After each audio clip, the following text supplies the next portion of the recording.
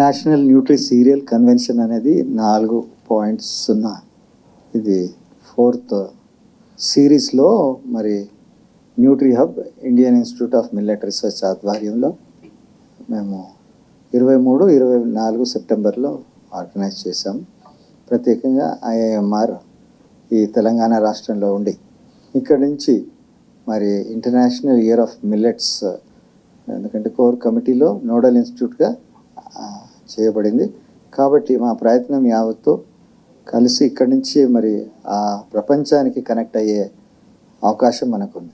ఈ చిరుధాన్యాల విషయంలో ఒకప్పుడు నెగ్లెక్ట్ చేశారు, కానీ ఇప్పుడు పరిస్థితి దానిది మనం చూస్తున్న క్రమేపీ దాని డిమాండ్ క్రియేషన్ అవ్వడం, అనేక మంది వ్యాపారవేత్తలు దీంట్లోకి రావడం, స్టార్టప్స్ ప్రత్యేకంగా అయితే దీనికి కావాల్సిన మూల టెక్నాలజీస్ అన్నీ కూడా ఒక వెలుగులోకి తీసుకొని వచ్చి మేము ఎప్పుడైతే గవర్నమెంట్ ఆఫ్ ఇండియా దీన్ని ప్రమోట్ చేయాలనుకున్నప్పుడు టెక్నాలజీ రెడీ చేసాం. లేకపోతే చిరుధాన్యాలు రైతులు పండించి వాళ్ళే తినేవాళ్ళు. అయితే ఇప్పుడు వాళ్ళు మన అర్బన్ కన్జ్యూమర్స్కి, లైఫ్ స్టైల్ డిసీజ్ తోటి సఫర్ అయిన వాళ్ళకి, మార్కెట్స్కి వీటికి గురించి పండించాల్సిన అవసరం ఎంతైనా ఉన్నది. అంటే కమర్షియల్ క్రాప్ కింద స్లోలీ ఆవిర్భవిస్తుంది. అయితే దీని వాల్యూ చైన్ మొత్తం కూడా డెవలప్ చేసి అంతమంది మొత్తం పార్ట్నర్స్ని అందరినీ కూడా సమీకృతం చేసి అందరినీ ఒక రూఫ్ కింద తీసుకురావాలనే ప్రయత్నంలో ఈ 2 దినాల సదస్సు మేము తీసుకుని వచ్చాము. ఇది ఇంకా 3 monthsలో మనకి ఇంటర్నేషనల్ ఇయర్ ఆఫ్ మిల్లెట్స్ మరి ఆరంభించబడుతుంది. కిక్ స్టార్ట్ జనవరిలో. దాని ముందు మనము ఏది కార్యరూపం దాల్చి కలిసి మనం ఏ విధంగా వెళ్ళాలి, ఇంక్లూజివ్గా వాళ్ళందరినీ తీసుకొని వెళ్ళాలి. లేకపోతే రేపు జనవరిలో దీని ఫ్లడ్ గేట్స్ ఓపెన్ అయిన వెంటనే ఏంటి మనం భారతదేశము, మన రాష్ట్రం బయట వారికి ఏమి ఇవ్వాలి అనేది తర్జన భర్జన చేయాల్సిన సమయం. కేవలం అనౌన్స్ చేస్తే సరిపోదు, దానికి కార్యసాధకం చేయాలి. అదే దిశలో మరి మన తెలంగాణ రాష్ట్రంలో మిల్లెట్ మెషిన్ కింద అనేకమైన కార్యక్రమాలు ప్లాన్ చేస్తున్నాం.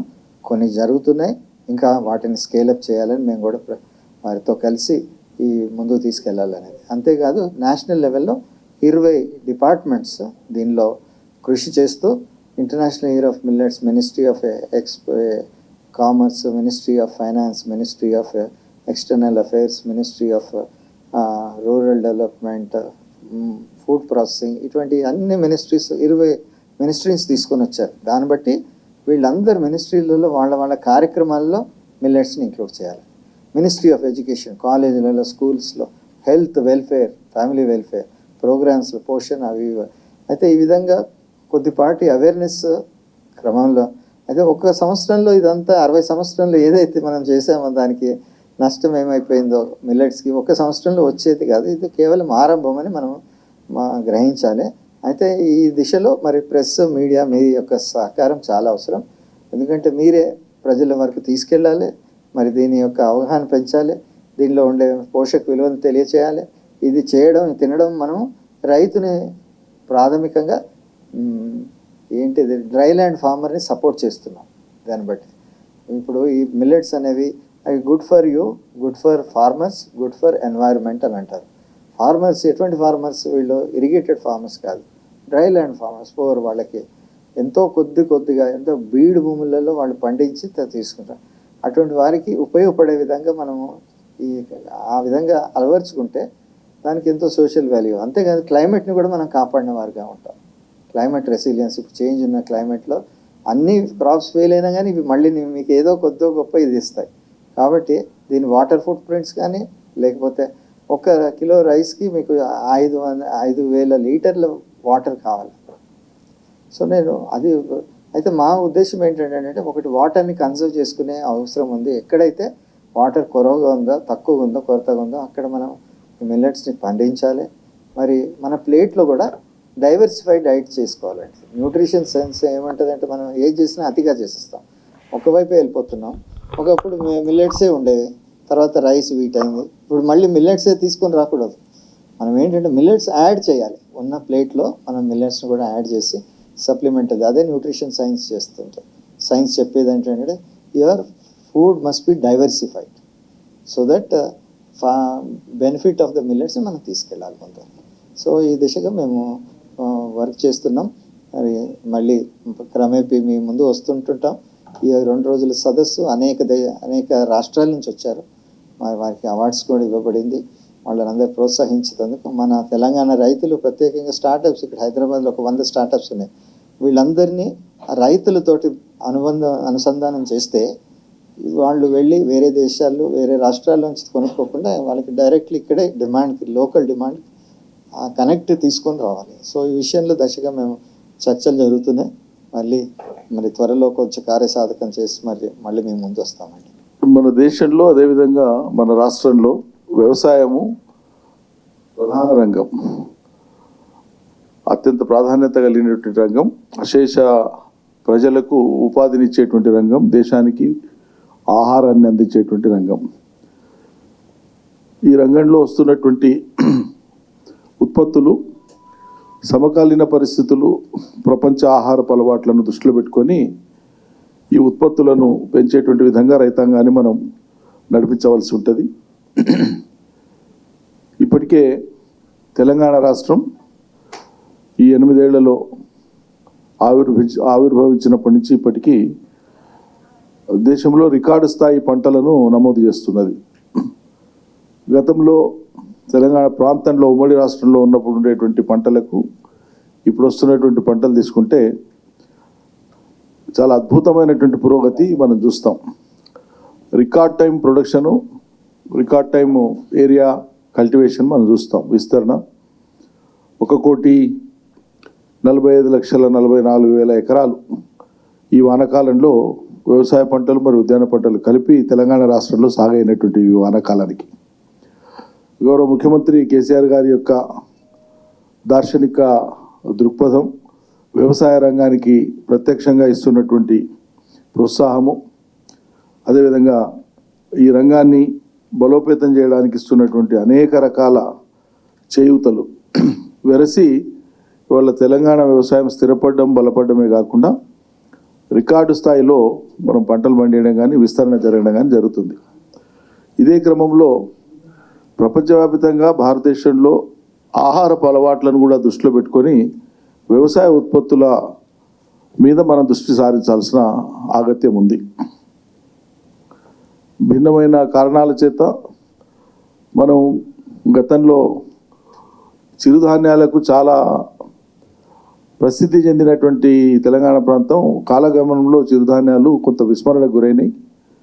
ఇప్పుడు మళ్ళీ చిరుధాన్యాలను ఒక తెలంగాణలోనే కాదు దేశంలో ఎక్కడెక్కడ చిరుధాన్యాలు పండడానికి అవకాశం ఉన్నదో, వాతావరణ పరిస్థితులు అనుకూలంగా ఉన్నాయో అక్కడ చిరుధాన్యాలను ఎక్కువ పండించి రైతులను చిరుధాన్యాల వైపు మళ్లించడం ద్వారా కూడా పంటల వైవిధ్యీకరణకు మనం దోహదం చేసిన వాళ్ళం అవుతాం. చిరుధాన్యాల విస్తరణ పెరగడం ద్వారా ప్రపంచ మార్కెట్ను భారత్ కైవసం చేసుకోవడానికి అవకాశం ఉంది. భవిష్యత్తులో ప్రపంచము చిరుధాన్యాల ఉత్పత్తులు, ఉప ఉత్పత్తుల మీద, ఆహార ఉత్పత్తుల మీద దృష్టి సారిస్తూ ఉన్నది. ఈ క్రమంలో చిరుధాన్యాల మీద ఆధారపడేటువంటి ఉప ఉత్పత్తులు మొత్తం ప్రొడక్ట్స్ అండ్ బై ప్రొడక్ట్స్ అన్నీ కలిపి విశేషమైనటువంటి ఆదరణను చూరగొంటున్నాయి. రోజు రోజుకు ప్రజలలో ఆ రకమైన ఆసక్తి కూడా పెరుగుతూ ఉంది. అన్ని రకాల ప్రోడక్ట్స్ అటు బ్రేక్ఫాస్ట్ నుంచి మొదలు పెడితే లంచ్ నుంచి ఈవినింగ్ స్నాక్ నుంచి నైట్ డిన్నర్ దాకా అవసరమైనటువంటి ఆహార ఉత్పత్తుల్ని చిరుధాన్యాల నుంచి తయారు చేసేటువంటి అనేక రకాల ప్రాసెసింగ్ యూనిట్స్ కానీ స్టార్టప్స్ కానీ వచ్చి ఉన్నాయి. ఇప్పటికే దేశంలోని ఐఐటీలు అనేక రకాల సొల్యూషన్స్ ఇచ్చినారు. వ్యవసాయ విశ్వవిద్యాలయాలకు సంబంధించినటువంటి, అదేవిధంగా ఈ చిరుధాన్యాల మీద పరిశోధన చేసేటువంటి సంస్థ Indian institute of millet research మన రాజేంద్రనగర్లో ఉంది. వారు కూడా ప్రవేశపెట్టినటువంటి అనేక రకాల యాంత్రీకరణ పద్ధతులు కానీ, ప్రాసెసింగ్ విధానాలు కానీ ఇప్పటికే మహిళా సంఘాలు కానీ, ఇతర ఔత్సాహికమైనటువంటి రైతులు కానీ, ఔత్సాహికులైనటువంటి మన ఎంటర్ప్రెన్యూర్స్ కానీ, పారిశ్రామికవేత్తలు కానీ వాటిని అందుకొని ముందుకు సాగుతున్నారు. కాబట్టి ఈ తరుణంలో ఈరోజు హైదరాబాద్లో ప్రారంభమైనటువంటి ఈ జాతీయ చిరుధాన్యాల మీద జాతీయ సదస్సు ఇవాళ ఒకటి ఏర్పాటైంది, కన్వెన్షన్ ఏర్పాటైంది. ఈ కన్వెన్షన్ ఇందాకనే అడ్రస్ చేసి వస్తున్నాం. సుమారు దేశంలోని అన్ని రాష్ట్రాలకు సంబంధించినటువంటి ఈ వ్యవసాయ రంగ పారిశ్రామికవేత్తలు, నిపుణులు, శాస్త్రవేత్తలు, అదేవిధంగా ఈ మిల్లెట్ రీసెర్చ్కి సంబంధించినటువంటి వాళ్ళు, చిరుధాన్యాలను పండించేటువంటి ప్రాసెసింగ్ చేసేటువంటి ఈ ఫార్మర్స్ ప్రొడ్యూసింగ్ ఆర్గనైజేషన్స్ వాళ్ళు పలువురు ఇవాళ పాల్గొన్నారు. విస్తృతంగా దాని మీద చర్చలు జరుగుతున్నాయి. 2023 సంవత్సరాన్ని మనం ఇయర్ ఆఫ్ ది మిల్లెట్స్గా కేంద్ర ప్రభుత్వం గతంలో ప్రకటించి ఉన్నది. గతంలో ఐక్యరాజ్య సమితి జనరల్ బాడీ సర్వసభ్య సమావేశం వాళ్ళు నిర్ణయించినటువంటి అంశాలలో ఏవైతే మానవాళి భవిష్యత్తు కోసం అనుసరించవలసినటువంటి పద్ధతులు ఏ లక్ష్యాలను సాధించాలని నిర్దేశించినారో 17 లక్ష్యాలు. ఆ 17 లక్ష్యాలలో 17వ లక్ష్యం ఏంటంటే చిరుధాన్యాల ఉత్పత్తిని ప్రపంచవ్యాప్తంగా పెంచాలి, చిరుధాన్యాల యొక్క వినియోగం పెరగాలి. తద్వారా ఈ ఆహారపు అలవాట్లు, ఇప్పుడున్న ఆహారపు అలవాట్లు ఏవైతే అనేక రకాల వ్యాధులకు కారణమవుతున్నాయో దాని స్థానంలో అన్ని రకాల పోషక విలువలు కలిగినటువంటి చిరుధాన్యాల వినియోగం పెరిగితే మానవాళి ఆరోగ్యం పెరుగుతుంది. అది అవసరం అని చెప్పి 2015 సెప్టెంబర్లోనే ఐక్యరాజ్య సమితి జనరల్ బాడీ ప్రపంచ దేశాలకు పిలుపునిచ్చింది.